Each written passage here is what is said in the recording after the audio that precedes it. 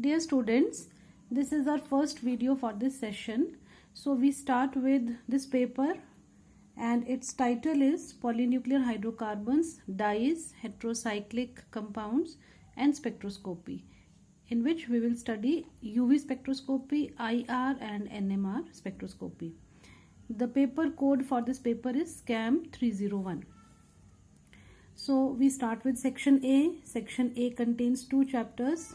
First is polynuclear hydrocarbons and second is synthetic dyes. So first we will take up this chapter, polynuclear hydrocarbons, chapter 1 of section A. So polynuclear hydrocarbons, in this chapter basically we will be studying about hydrocarbons only, and hydrocarbons are the compounds which contain only carbon and hydrogen atoms. No other atom will be there in the compounds which are hydrocarbons. So polynuclear hydrocarbons is the name of the chapter. The word poly means more than one, and nuclear here refers to the aromatic ring. That means when there is more than one aromatic ring in a hydrocarbon, we will call that compound as a polynuclear hydrocarbon. Here I have written down some examples.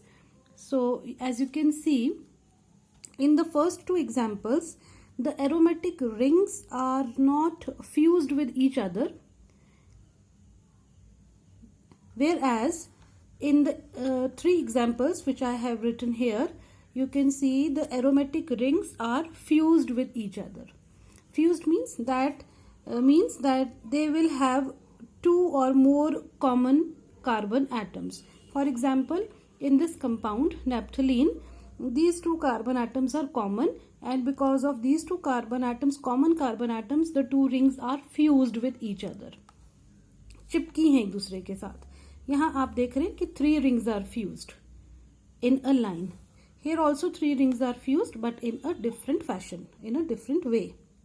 So these compounds are the actual polynuclear hydrocarbons which we have to study in this chapter. So in this chapter, basically these 3 compounds, the chemistry of these 3 compounds we will be studying: naphthalene, anthracene and phenanthrene. We will be studying their synthesis and then chemical reactions. So we start with the first compound, naphthalene. Naphthalene can be written, the structure I'll explain in detail, but let us first see the positions. So the carbon atoms can be numbered in this way: 1, 2, 3, 4, 5, 6, 7 and 8. These two carbon atoms are not numbered because at these two positions no substituent can be attached, as the valency of these two carbon atoms is already complete. So when we number these positions, these carbon atoms in naphthalene, we do not number these two carbon atoms. Otherwise, there are how many carbon atoms? 10 carbon atoms in the entire molecule. 6 carbon atoms of one ring, then 4 carbon atoms of another ring. Total there are 10 carbon atoms. And the molecular formula is, let me write here, it is C10H8. You can count these 8 hydrogen atoms here. Okay. And you can also number these positions as alpha and beta. Here these 4 positions are equivalent and we call these 4 positions as alpha. Whereas these 4 positions, these are also equivalent among themselves and they are called beta positions. Now for example, if we have a compound of this, if this is the compound, and you can see there is a substituent chloro group at one position or alpha position. So how do we name this compound? We will we will call it as 1-chloronaphthalene or alpha-chloronaphthalene. Both the ways are correct. But when there are more than one substituent in the naphthalene ring, for example here, so here we cannot use this alpha beta nomenclature. This cannot be used, and we will have to name the compound using this numerical way. So we will call this compound as 2,5-dinitro because nitro groups are present at 2 and 5 position. So 2,5-dinitronaphthalene. So this was about the positions of various carbon atoms in naphthalene, in the molecule of naphthalene. Now the structure. So the structure of naphthalene can be explained on the basis of two concepts. The first concept here is resonance concept. As you can see, there are three resonating structures of this naphthalene I have drawn, and I have called them as A, B and C. The structure number A I have written is a benzenoid structure, whereas structure numbers B and C are quinoid structures. Now what is this benzenoid and quinoid? So basically a benzenoid structure is a structure which contains a benzene type of a ring. For example, here you can see this ring is a benzene ring wherein there are 3 double bonds inside the ring. जैसा कि benzene में होता है, there are 3 double bonds inside. जबकि इस ring में भी अगर आप देखें तो यहाँ भी 3 डबल बॉन्ड्स हैं. ये डबल बॉन्ड जो कॉमन है, this can be counted with this ring as well. So 1 2 3. तो इस दूसरे रिंग में भी 3 डबल बॉन्ड्स ऐसा हम देख सकते हैं या ऐसा मान सकते हैं. तो ये दोनों ही रिंग्स बेंजीनोइड हैं, बेंजीन की तरह हैं. मगर अगर आप यहाँ देखें, इस रिंग को देखें, तो ये इसका एक डबल बॉन्ड, ये दूसरा, यहाँ तीसरा डबल बॉन्ड नहीं है. जबकि ये वाली रिंग ये बेंजीनोइड है मगर दूसरी नहीं है. तो हम इसको बोलेंगे this structure is quinoid form. Similarly यहाँ पर भी इधर डबल बॉन्ड है, दिस डबल बॉन्ड, ठीक है ना. ये रिंग तो बेंजीनोइड है, बेंजीन की तरह है, बट ये नहीं है. तो क्यूनोइड क्या हो गया? क्यूनोइड सिस्टम किसको बोलते हैं? जहाँ पे इस तरह से एक डबल बॉन्ड, सिंगल, फिर डबल बॉन्ड होगा बाहर की तरफ दूसरी रिंग में आगे. ये 2 डबल बॉन्ड्स हैं, पर इसके अंदर 3 डबल बॉन्ड नहीं होंगे. रिंग के अंदर 3 डबल बॉन्ड नहीं होंगे जैसा कि बेंजीन में होता है. तो इस तरह का अगर सिस्टम है तो उसको हम क्यूनोइड सिस्टम बोलते हैं. तो एक फ्रीज रूल है according to which in any structure of a polynuclear hydrocarbon, ठीक है ना. जैसे यहाँ पे ये 3 स्ट्रक्चर्स हमने ड्रॉ किए नैप्थलीन के. तो अगर हमें ये डिसाइड करना है कि इन 3 में स्टेबिलिटी किसकी है सबसे ज्यादा, कौन सा स्ट्रक्चर सबसे ज्यादा स्टेबल है, तो वो हमें पता लगेगा फ्रॉम फ्रीज रूल या फ्राइज रूल, जैसे भी आप इसको प्रोनाउंस कर सकते हैं. तो this Fries rule says that कि more the benzenoid rings, more is the stability of the structure in a polynuclear hydrocarbon. तो इसमें हम देख रहे हैं कि देर आर 2 बेंजीनोइड रिंग्स.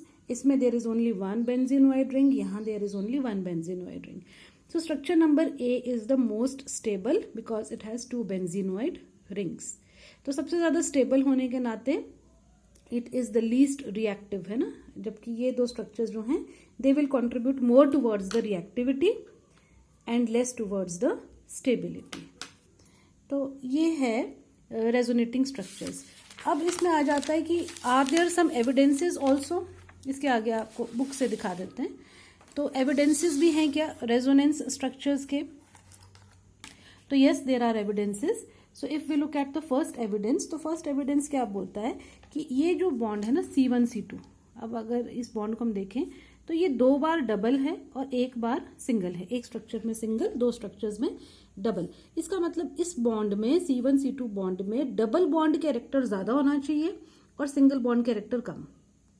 तो अगर हम एक्सरे डिफ्रैक्शन स्टडीज से जो डाटा हमको मिलता है उसको एनालाइज करें तो आप देखो C1 C2 की बॉन्ड लेंथ है 136.5 पिकोमीटर और C2 C3 बॉन्ड की बॉन्ड लेंथ है 140.4 पिकोमीटर. मतलब ये बॉन्ड लेंथ ज्यादा है और ये बॉन्ड लेंथ कम है. बॉन्ड लेंथ कम क्यों है?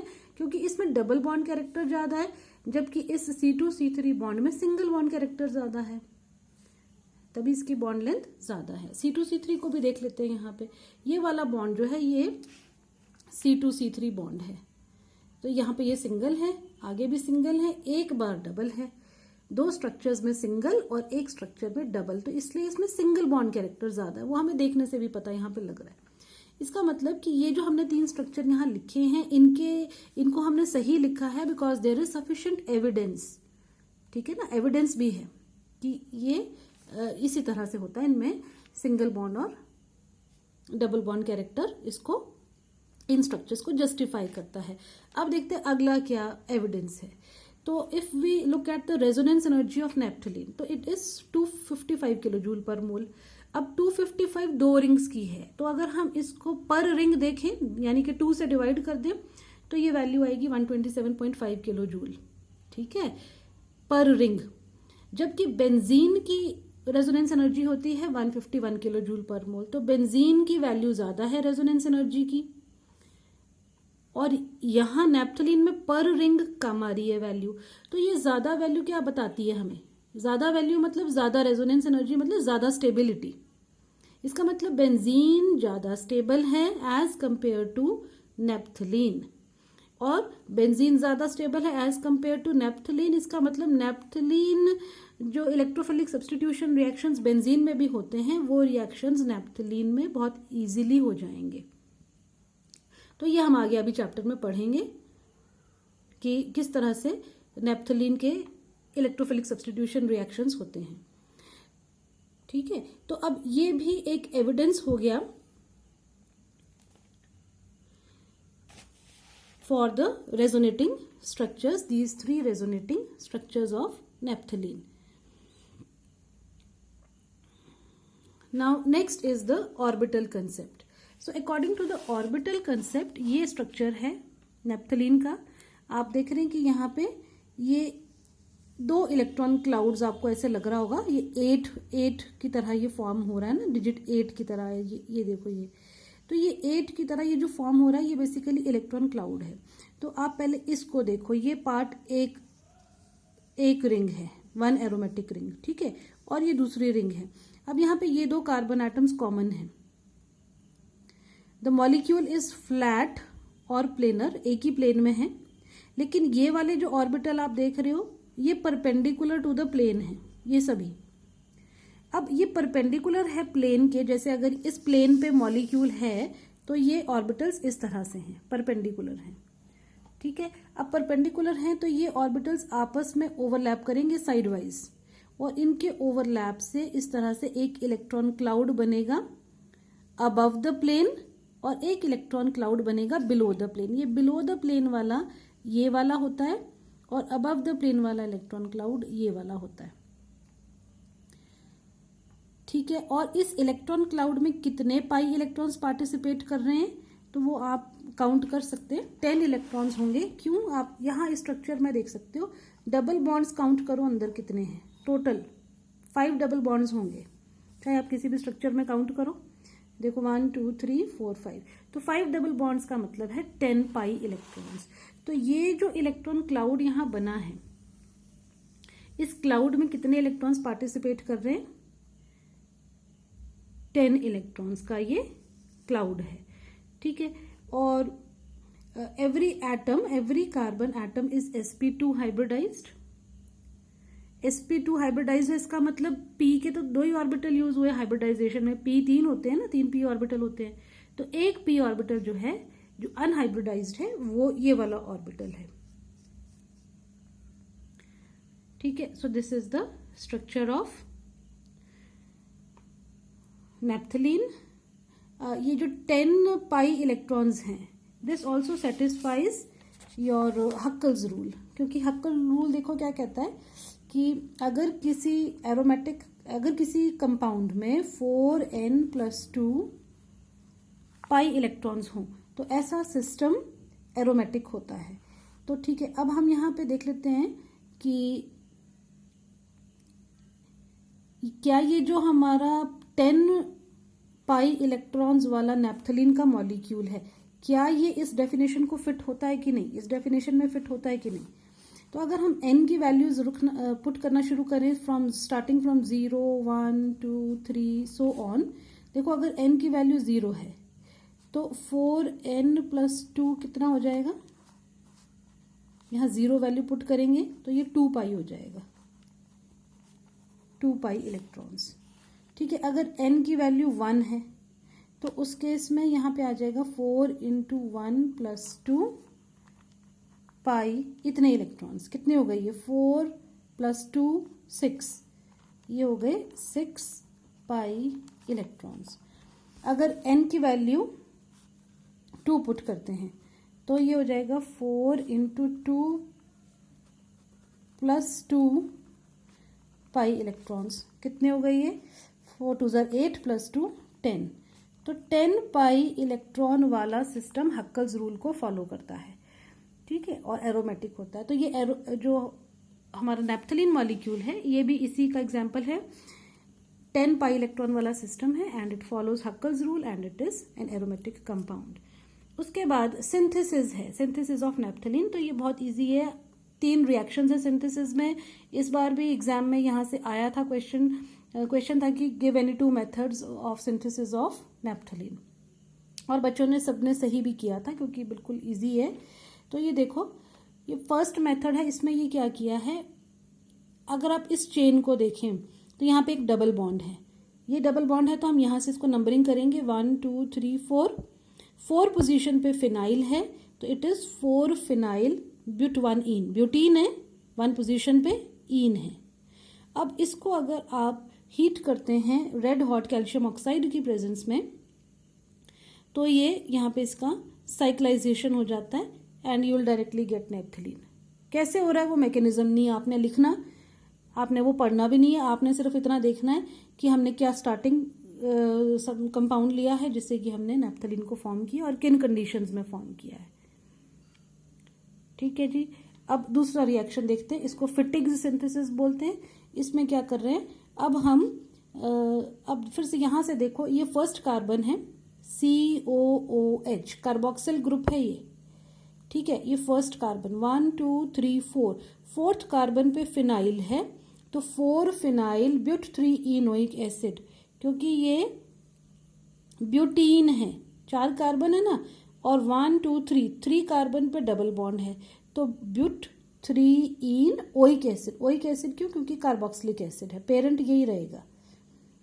अब इसको क्या करना है, इसको हमने यहां से बंद कर देना है। आप ये कार्बन और ये कार्बन देखें बहुत नजदीक एक दूसरे के, लेकिन जुड़े हुए नहीं है आपस में। आप अगले स्ट्रक्चर में देखोगे तो इन दोनों के बीच में एक बॉन्ड बना और ये जुड़ गए। तो यहाँ हो क्या रहा है, ये डबल बॉन्ड हो वैसे ही रहा। तो हो क्या रहा है कि ये OH और इस पोजीशन का H ये आपस में कंबाइन करके वाटर बन के निकल जा रहे हैं और कार्बन का बॉन्ड सीधा इधर बन जा रहा है। तो यहाँ पे ये वाटर को कौन निकाल रहा है, कंसंट्रेटेड सल्फ्यूरिक एसिड। यानी एक तरह से हम देखें तो इसकी साइक्लाइजेशन हो गई, ये साइकिल हो गई, बंद हो गया ये रिंग। तो कंसंट्रेटेड सल्फ्यूरिक एसिड क्यों डाला, ताकि वाटर निकले यहाँ से और ये साइक्लाइजेशन हो जाए। उसके बाद यहाँ आइसोमराइजेशन हो रही है। आइसोमराइजेशन में क्या हो रहा है कि ये कीटो फॉर्म से इनोल फॉर्म मिल रही है। तो ये कीटो और इनोल में क्या होता है कि ये डबल बॉन्ड O जो है ना, ये इन 2 कार्बन एटम्स के बीच में प्ले है। यानी यहाँ से एक हाइड्रोजन इधर आ जाता है, OH बन जाता है, ये डबल बॉन्ड सिंगल हो जाएगा और यहाँ डबल बॉन्ड बन जाएगा। तो ये 2 कार्बन एटम्स, ठीक है। कीटो इनोल टॉटोमेरिज्म हमेशा वहां होती है जहां कार्बोनिल वाले कार्बन के साथ एक कार्बन हो जिसपे हाइड्रोजन होना चाहिए जरूरी। तो इन 2 के बीच ये आइसोमराइजेशन है जिसकी वजह से यहाँ डबल बॉन्ड फॉर्म हुआ है। और जब ये तो पूरा रिंग क्लोज्ड है ना, ठीक है, इसके तीनों बॉन्ड अंदर बने हुए। यहाँ पे एक डबल बॉन्ड इधर है, अगर इधर भी डबल बॉन्ड आ जाता है तो हम इसको पूरा रिंग बना सकते हैं। बना दिया और यहाँ डबल बॉन्ड O की जगह आ गया सिंगल बॉन्ड OH। अब आप देखो कि ये नैप्थलीन ऑलमोस्ट बन ही गया है, अब सिर्फ ये OH एक्स्ट्रा है जिसको हमें रिमूव करना है। इसको हम अल्फा नेप्थोल बोलेंगे। अल्फा मैंने आपको बताया था 1 2 3 4, ये चारों पोजीशंस अल्फा ही कहलाती हैं। तो ये अल्फा नेप्थोल है, एरोमेटिक कंपाउंड है, ठीक। अब इसमें अगर हम जैसे फिनोल में करते हैं, फिनोल में भी अगर हमें OH रिमूव करना हो तो हम जिंक डस्ट यूज करते हैं। वही यहाँ पे भी हो रहा है, we are using zinc dust, zinc की प्रेजेंस में इसको हीट कर रहे हैं and we will get naphthalene. This OH will be removed from here. So this is also another method of preparation, only 3 steps। First step में cyclization, second step में isomerization और third step में treating with zinc dust. Alpha naphthol को zinc dust के साथ treat कर रहे हैं तो we get naphthalene. And now the third method of synthesis and the last, इसको हेवॉर्थ सिंथेसिस बोलते हैं, वेरी वेरी इंपॉर्टेंट, ठीक है। हेवॉर्थ सिंथेसिस में क्या हो रहा है कि अब हमने यहाँ पे एक ही रिंग ली है, ठीक है, दूसरी रिंग यहाँ से बनेगी, तब बनेगा ना ये नेप्थलीन। कैसे बनेगी, ये हमने क्या ले लिया, सक्सेनिक एनहाइड्राइड। एनहाइड्राइड क्यों, C double bond O, C double bond O, इस फंक्शनल ग्रुप को एनहाइड्राइड बोलते हैं। तो एल्यूमिनियम क्लोराइड की प्रेजेंस में हम कर रहे हैं इस बेंजीन की क्या कर रहे हैं, एसाइलेशन। फ्रीडल क्राफ्ट, ये यहाँ लिखा भी होगा, एसाइलेशन कर रहे हैं। एसाइलेशन में क्या होता है कि ये एसाइल ग्रुप, ये CO वाला ग्रुप और पीछे जो कुछ भी लगा है ये सारे का सारा इस कार्बन से इस रिंग पे जुड़ेगा। ठीक है, इस कार्बन से रिंग के साथ जुड़ गया और इसके साथ पीछे जो कुछ था वो साथ ही चलेगा। ये जो C डबल बॉन्ड O है, O इसके साथ OH, यहाँ से एक H हटा, H था ना यहाँ पे, यहाँ H था तो वो H कहाँ चला गया है, यहाँ चला गया है। अब अगले स्टेप में ये क्लेमेंसन रिडक्शन हो रहा है जिंक अमलगम की प्रेजेंस में HCl के साथ, क्लेमेंसन रिडक्शन। तो रिडक्शन ये इसका हो रहा है, reduction C double bond O जो है वो CH2 में रिड्यूस हो रहा है। अब आप देखो आगे चलो, अब हमने बनाना क्या है, ये बनाना है ना नेप्थलीन। अब यहाँ पहुंचे, अब इसको फिर इसको बंद करेंगे, साइक्लाइजेशन जैसे पहले किया, पिछले रिएक्शन में जैसे सिखाया, यूजिंग कंसंट्रेटेड सल्फ्यूरिक एसिड। तो ये आप देख रहे हैं यहाँ पे ये बंद हो गई रिंग। अब ये C डबल बॉन्ड O एक बार फिर इसको रिड्यूस करना है, वही क्लेमेंसन रिडक्शन जो ऊपर थी, तो ये रिड्यूस होके CH2 बनेगा। अब ये दूसरी रिंग में बन गई है, ठीक है, क्लोज हो गई है रिंग। अब हमें क्या करना है, सिर्फ डबल बॉन्ड्स की जरूरत है, यहाँ एक भी डबल बॉन्ड नहीं है, यानी यहाँ से ये 2 हाइड्रोजन एटम निकलें, H2 मॉलिक्यूल निकल जाए और इसी तरह ये H और ये H मिलकर H2 मॉलिक्यूल बना लें, तो यहाँ भी डबल बॉन्ड आ जाएगा यहाँ भी। और इस स्टेप को बोलते हैं डीहाइड्रोजनेशन। हाइड्रोजन निकालनी है ना, एक मॉलिक्यूल यहाँ से एक मॉलिक्यूल यहाँ से, सो दिस इज डीहाइड्रोजनेशन। ये यहाँ देखो लिखा है। ये कैसे करनी है डीहाइड्रोजनेशन, हमने हीट करना है सेलेनियम की प्रेजेंस में, एलिमेंट सेलेनियम, ऑक्सीजन फैमिली में आता है ये selenium, oxygen, sulphur, selenium, tellurium, polonium. तो हीट करना है, ये 2 मॉलिक्यूल्स हाइड्रोजन के निकल गए, अंदर डबल बॉन्ड आ गए। डबल बॉन्ड को हम ऐसे भी बना के दिखा सकते हैं, इलेक्ट्रॉन क्लाउड है ये जो अंदर सर्कल बनाया हुआ है। तो ये हैवोर्थ सिंथेसिस है। तो इस वीडियो में हम लोग इतना ही पढ़ेंगे, सिंथेसिस तक पढ़ेंगे, और नेक्स्ट वीडियो में हम पढ़ेंगे chemical properties of naphthalene. Thank you.